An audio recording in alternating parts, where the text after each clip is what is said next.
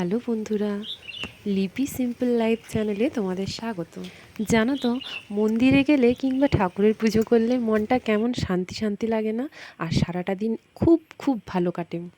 এমনিতেই প্রতিদিন মন্দিরে যাওয়া হয়, তবে যেদিন খুব কাজের ব্যস্ততা থাকে সেদিন আর যাওয়া হয়ে ওঠে না। সেদিন মনটা কেমন খুঁতখুত করে। জানো তো, এই মন্দিরটা না খুবই পুরনো মন্দির।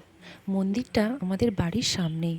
তো আমাদের ভাগ্য এতটাই ভালো যে আমরা প্রতিদিন শিবের মাথায় জল ঢালতে পারি। আজ ছিল সোমবার, আজ তো শিবের প্রিয় দিন। আমরা না দূরে কখনো শিব মন্দিরে জল ঢালতে যাই না, কারণ মন চায় না এই মহাদেবকে ছেড়ে। জানো তো, এই মন্দিরের অনেক পৌরাণিক কাহিনী রয়েছে।